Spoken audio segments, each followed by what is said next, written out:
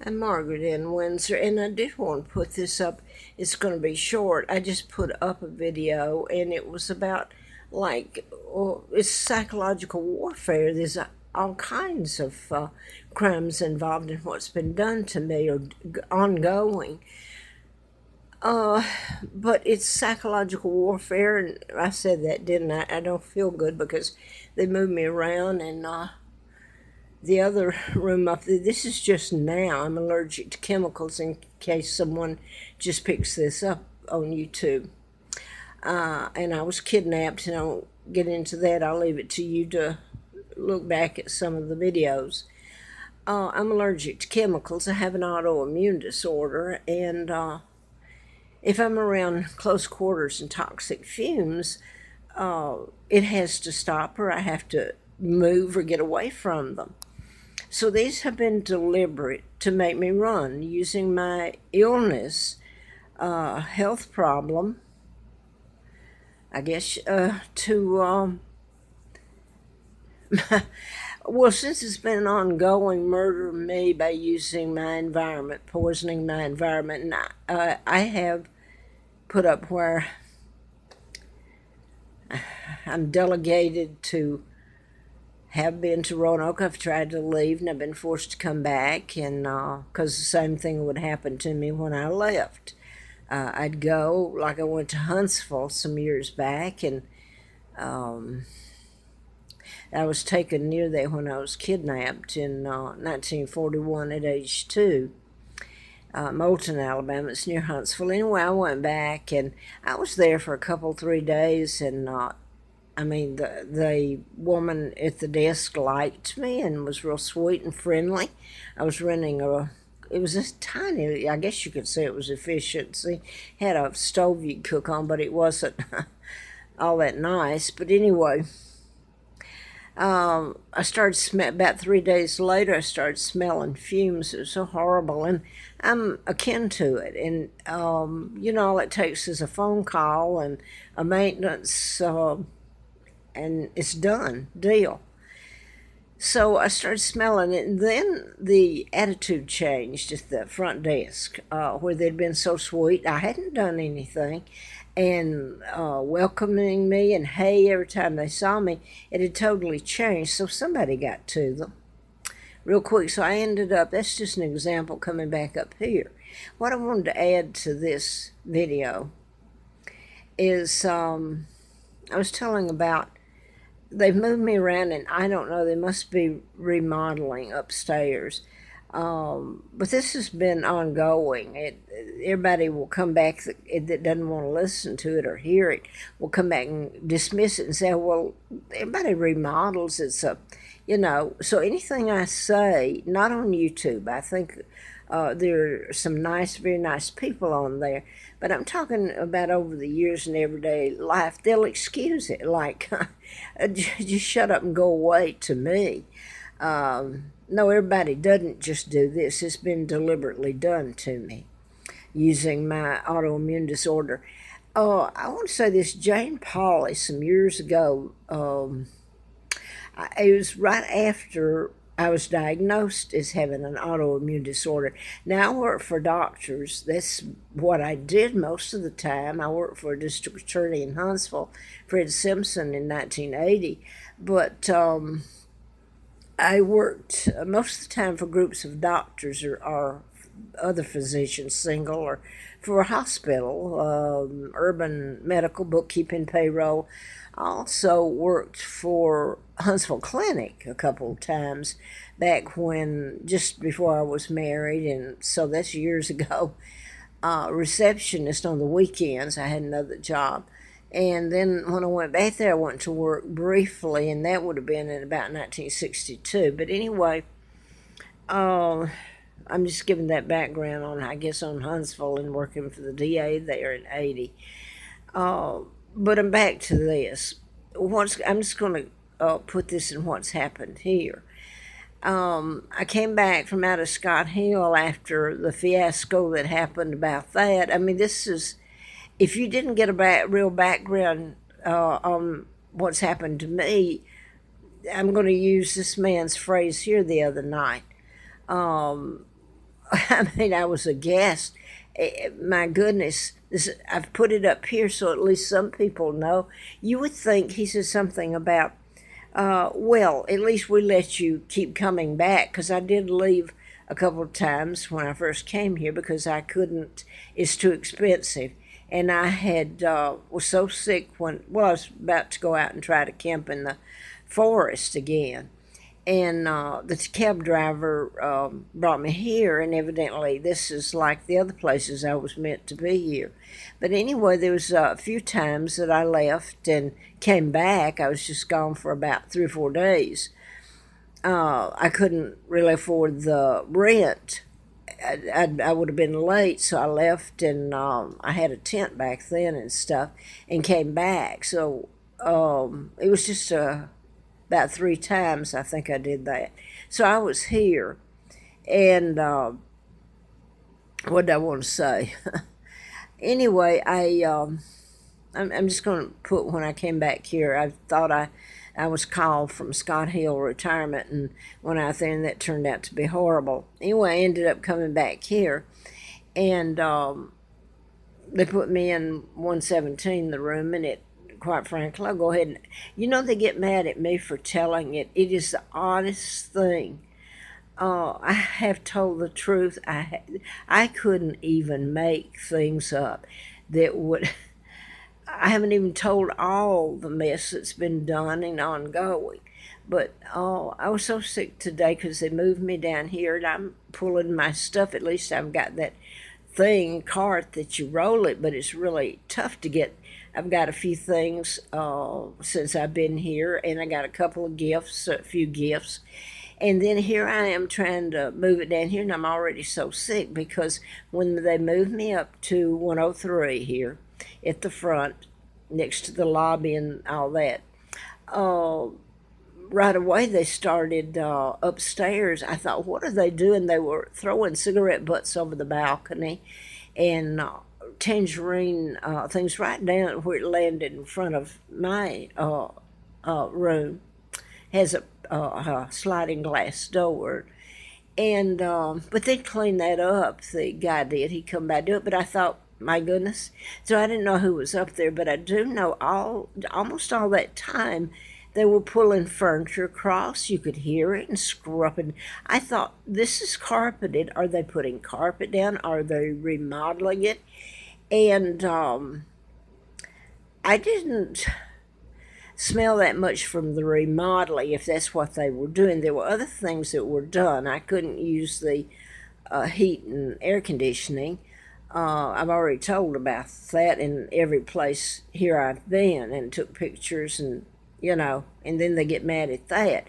But it's I'm delegated to being fumes put to where I have to run. I'm so sick, and they'll say, well, we can just move you to another room.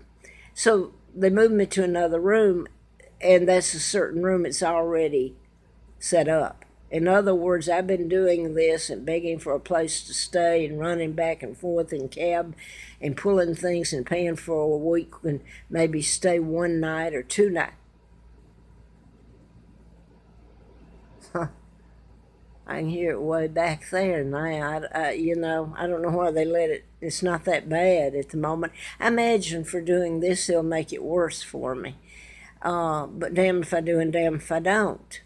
So anyway, I'll tell you what that is in a minute. When I was down there, among all the smells and all that I got, by the way, there's the pipeline is running through here. And a lot of people don't like that because it goes through the forest and it goes through a lot of things.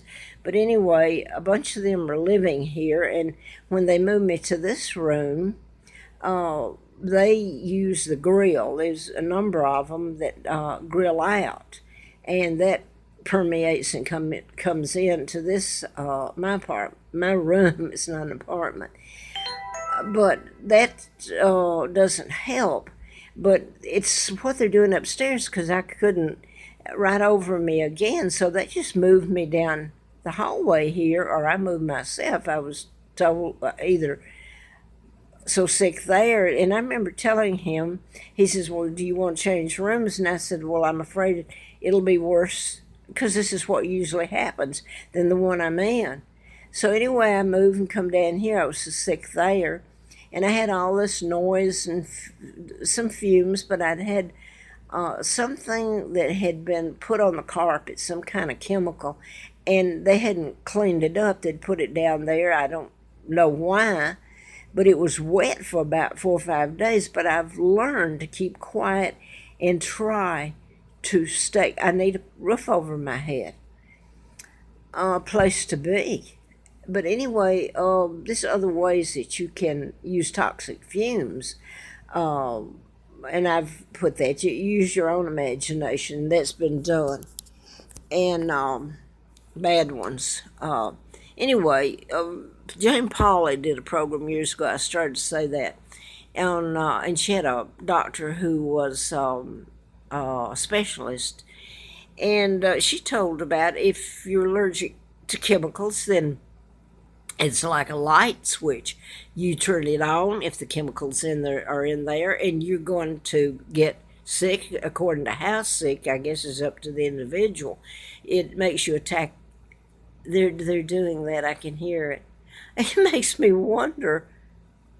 It's back that way. It was directly over me when they were pulling all that stuff right up over me. I guess remodeling.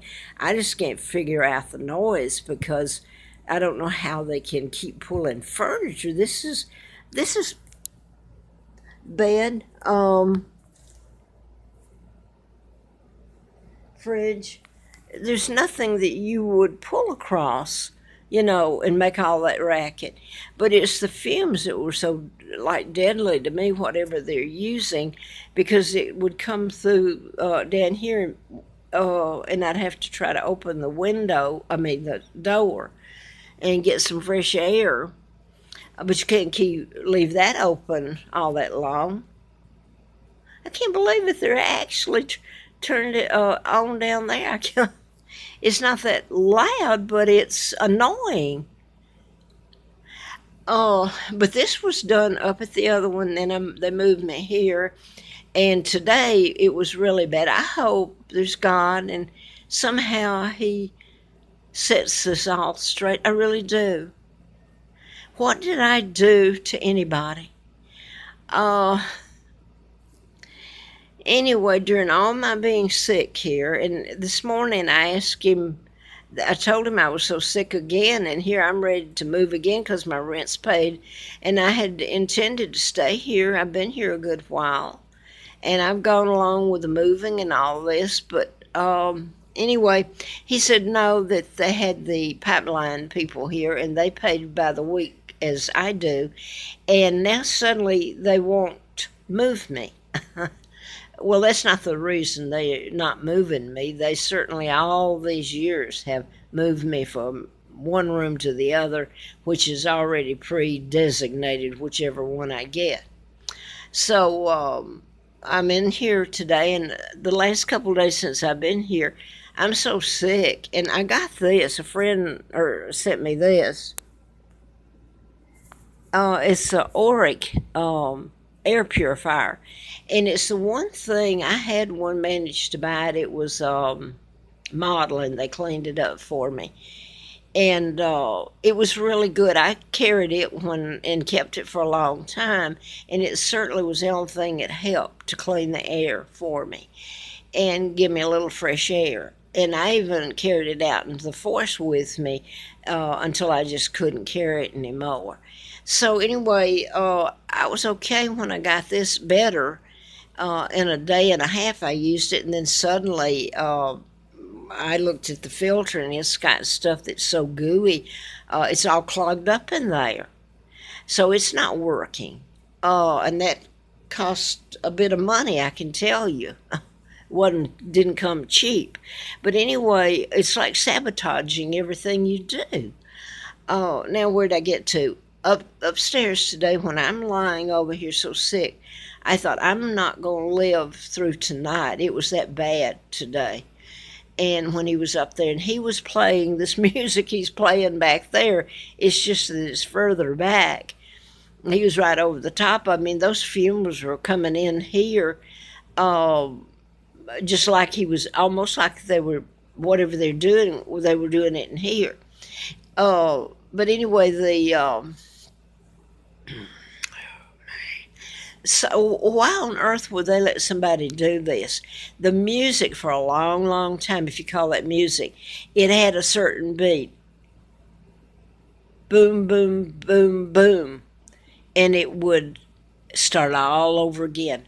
The repetition. It was the same thing over and over again. It was like enough to drive you bananas. The fact that they could make it that loud, and yes, this is psychological warfare, and you know nobody's been held accountable in this ongoing crimes against me and my children, and me trying to tell about, well, anyway, I put that up here about writing the book and about mind control murders, the Virginia Tech, to name one right next door to me. You'd think people wouldn't hate me, but they do. It's quite odd. Larry Flint wrote an article because he was shot by a program shooter while I was doing the book. He was shot about 45 miles away, I guess at Lawrenceville. I was living in Marietta, Georgia. So I ran in a political campaign and he helped me. So he did that endorsement. So I've carried that around and other information. It's not that they doubt me. It's because that I'm British and my mom's an American, but they don't like the fact that I say anything about what's happened to me. They view me as, how dare you? But anyway, he's this is all going on with the help over the years. They've all known and participated in the mess. The maintenance guy, you get things on him. I've been told, and I know that's true, on the maintenance people, and they comply with what they're being told what to do, whether their child was or their wife or whoever was caught speeding, or everybody has something to hide, breaks the law. So they would get them to do something, whether it's against me or to help me, and there were no charges filed, etc. So now then, the music is so bad up there, and it's the loud, loud repetition with all the sick from the fumes and everything lying here that actually just, all I know is I was just still there, and I thought, I'm not going to wake up and have a brain or anything left, be able to breathe. So anyway, now then it's later today, and I know from this I'm not going to be able to stay here. You know, and they can say, call, like they stopped the waterboarding for the prisoners that they had down at Guantanamo Bay. All my life, this has been a horror story to me and my sons. And it's never been brought into court of law. And I hope and pray it's all told. And the people that think this is funny, what they've done to me and my children, finally have to pay for it and then see if it's funny, okay?